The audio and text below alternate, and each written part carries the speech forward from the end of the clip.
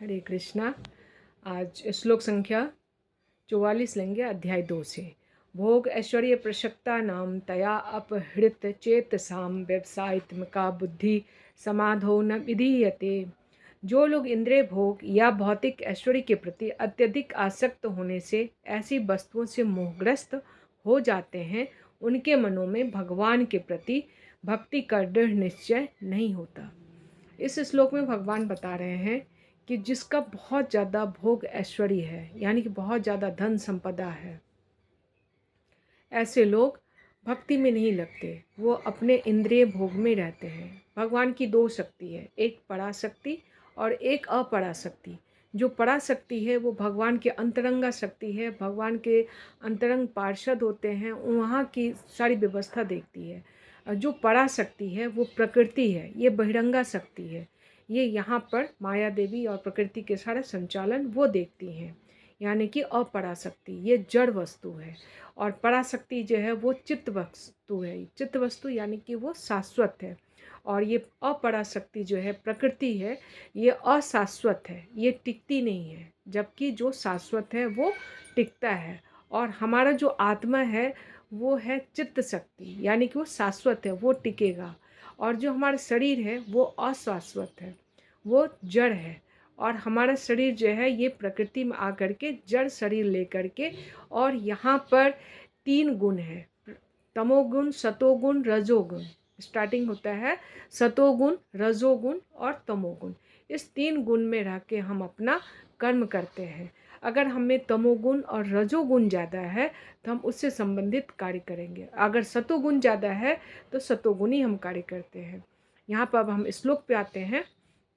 भगवान बता रहे हैं जिसके पास बहुत ज़्यादा ऐश्वर्य हो, बहुत ज़्यादा सुख ऐशो आराम में हो, तो वो माया की सेवा करेगा, वो भगवान की सेवा नहीं करेगा। उसको इतना बुद्धि नहीं खुलेगा कि वो भगवान की सेवा यानी कि पराशक्ति में जा सके या सतोगुणी हो सके, वो रजोगुण में ही रहेगा। तो जो भोग ऐश्वर्य वाले हैं उसका चित्त का माया अपहरण कर लेती है। व्यवसायत्मका बुद्धि समाधो न विधीयते। उसकी बुद्धि जो है वो समाधि, मन जो है वो समाधि में नहीं आता। समाधि मतलब क्या हुआ? स्थिर मन। मन का भी बहुत बहुत बड़ा, इट इज़ गुड प्लेयर। मन जो है वो बहुत गेम खेलता है। जैसे कि अगर मैं बोल रही हूँ तो यहाँ मेरा मन है, उस चीज़ को मैं ध्यान से बोल पाऊँगी। अगर मैं देख रही हूँ, अगर मन उसमें है तो मैं उस चीज़ को सही से देख पाऊँगी। अगर मैं सुन रही हूँ, वहाँ पे अगर मेरा मन है तो मैं उस चीज़ को सुन पाऊँगी। अदरवाइज़ वहाँ रहते हुए भी मैं उन चीज़ों को नहीं सुन सकती। यानी कि मन रहेगा तो इंद्रियों के साथ तो हम वो कार्य कर सकते हैं। और मन जो हमारा कहाँ चला गया? माया के साथ। तो हम क्या करते हैं? माया के साथ हो जाते हैं और माया का ही बात सुनते हैं और भगवान को भूल जाते हैं। यानी कि जो ऐश्वर्य में है, भोग में है, वो भगवान को भूल जाते हैं और किसकी सेवा करते हैं? माया की सेवा करते हैं। और सेवा किसका करना था? भगवान का करना था। क्यों? भगवान का हम सेवा क्यों करें? क्योंकि हम चित्त शक्ति हैं, हम भगवान की शक्ति हैं, हम भगवान के संतान हैं, हम भगवान की एक शक्ति हैं, अणुशक्ति हैं, वो अंश है। हम अंश हैं और भगवान क्या है? अंशी हैं। यानी कि वो गुणों का पहाड़ से भी बड़ा बोल सकते हैं, वो हैं। उनका एकमात्र हम तिनका हैं, एक अणु, अणु का जो हम देख भी नहीं सकते खुली आंखों से, इतना छोटा हमारा अस्तित्व है आत्मा का, लेकिन वो है तो जड़ शक्ति तो नहीं है, वो चित्त शक्ति है।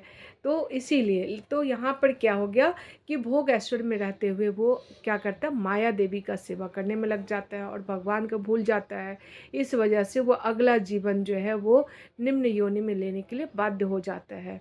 क्यों नहीं? वो भोग ऐश्वर्य में, अगर कोई व्यक्ति भोग ऐश्वर्य में रहते हुए भी अगर वो भगवान की सेवा करने में आ गया, यानी कृष्ण भावना भावित हो गया, तो उस पर भगवान की अति कृपा है। श्रील प्रभुपाद की जय। हरे कृष्णा।